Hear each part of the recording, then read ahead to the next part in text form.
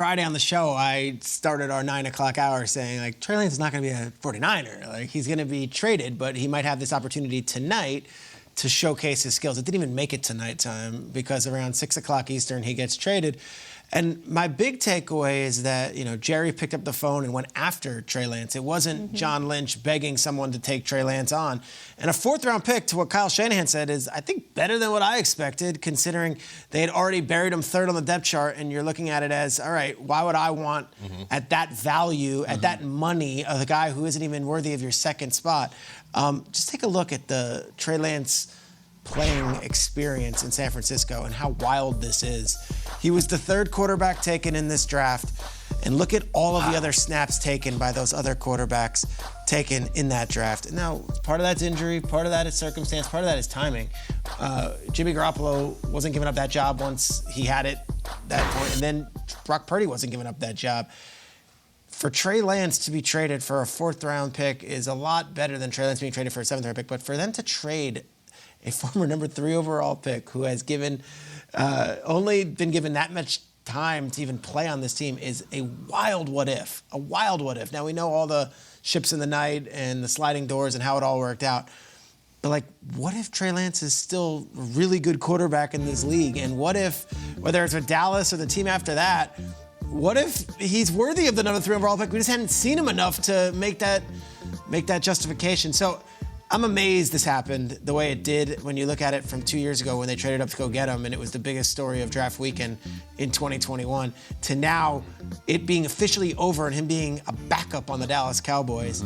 I wish Trey Lance well, but gosh, that was a strange experience for 3 years. It's unbelievably strange. It's the fewest starts ever for someone drafted at that position. Think of all the draft picks that don't work out or just flame out for whatever reason. No one has had as little time on the field for their team that drafted him as Trey Lance. It's the record by far.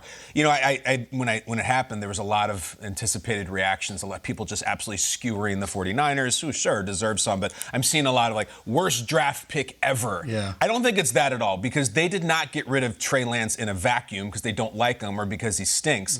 The Brock Purdy part of this is massive. They found a guy with a scratcher ticket at the end who is special and they liked, and that's the reason they let him go. It's not just because we don't like you. It's we found someone who we really like, and then we got this other guy we're going to rely on in Darnold. I don't think it's the worst draft pick of all time, because you have to put it also with the Brock Purdy part of it. And then the other anticipated reaction, which is fun, and it's just what the internet does, and it's tasty, is ooh, Dak, they're bringing in your replacement. I think that's ludicrous. I would love to jump on that because it's just fun and salacious. I was looking at something about Trey Lance's experience, and it's unbelievable. We think we know how little he's played. So I was seeing something on PFF that Sam Monson had. Look at Trey Lance's, never mind a pro career, his football career.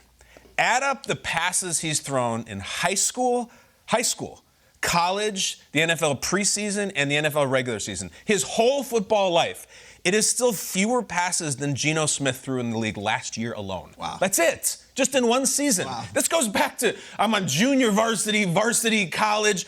He is a neophyte. It's almost to the point where you're like, can we just put him somewhere to play? Is there an XFL roster for him? Is there someone where we can get him and just play some games and just get some reps up and get the number up and run the odometer a little bit so we can see? Right? Anybody. Like Get him in the developmental league and just throw passes to someone in shoulder pads. The idea that he's going to take Dak's job is ridiculous. Dak is really good, has won on the playoffs. These guys are on different planets. Why does Dallas do it? I don't know. Talented guy. Screw it. 4th-round pick. Sometimes guys get hurt. Maybe we find lightning in a bottle. I would love to say, ooh, we got something in the quarterback room. I think Dak is a little annoyed that they broke up that quarterback room.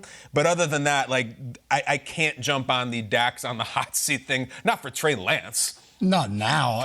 And I think you look at this, when I saw this trade go down and then you see all the rumors about there were other teams involved, I was just like, wow, what a huge confidence boost for Trey Lance, because you're drafted 3rd overall and here it is a little while later, you're now demoted to 3rd string. you can start to doubt yourself, your ability to your point you just made, Kyle, the lack of experience is just like, well, am I really that guy to be able to come in the NFL and lead a team and become QB1? And then next thing you know, you're on the trading block and multiple teams are calling for you, and Dallas steps up and offers more than any other team is willing to do. I think now you walk into that building with some belief that, hey, the people up top, general manager, everybody, they have some belief in what I can accomplish. I do think on the other side of that, Dak Prescott is the quarterback one. I look at this, to hear Jerry Jones say, all right, this really doesn't impact our depth this year. But you look at Trey Lance and the third overall pick, Dak said it. He's a first-round talent. They bring him over there.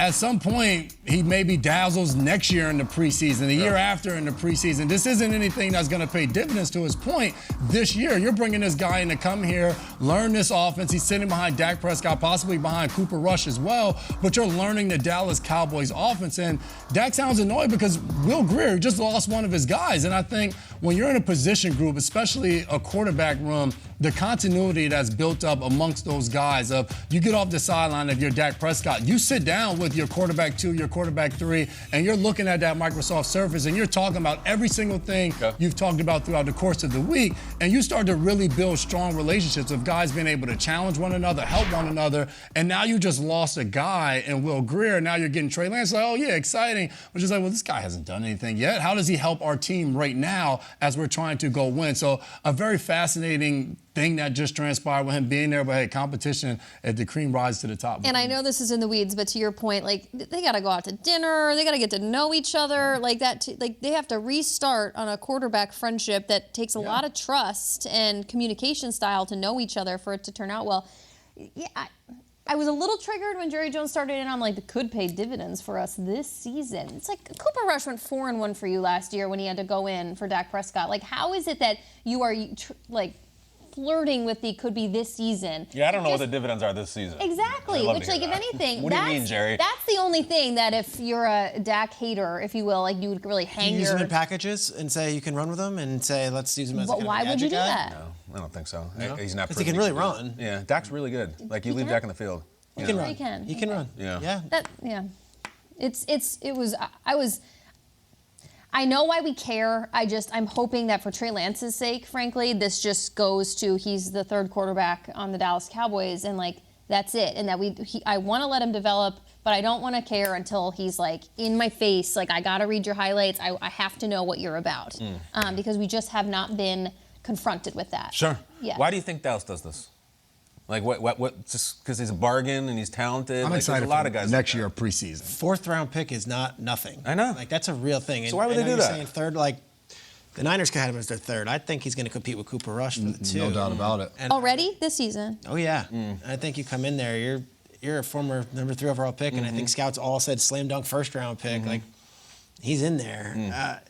We could have a moment where Dak misses games. Dak gets hurt, and it's Dak Trey misses Lance games. comes in week 11. Trey Lance starts for the Cowboys. Is there something to it, the fact that the Dallas Cowboys over the last several years, they keep getting to the same point? No different than Who do they always lose moving to? up to go get Trey Lance because we got to this point. We can't get over the hump for the Cowboys. Lance is seductive. He's not challenging Dak this year, but who knows how fast he develops next year. If we're in the preseason and we're watching Trey Lance, we're like, whoa, this is the Trey Lance we were hoping we would get. Who knows? Jerry Jones also may have just wanted to stir the pot here on Good Morning He invented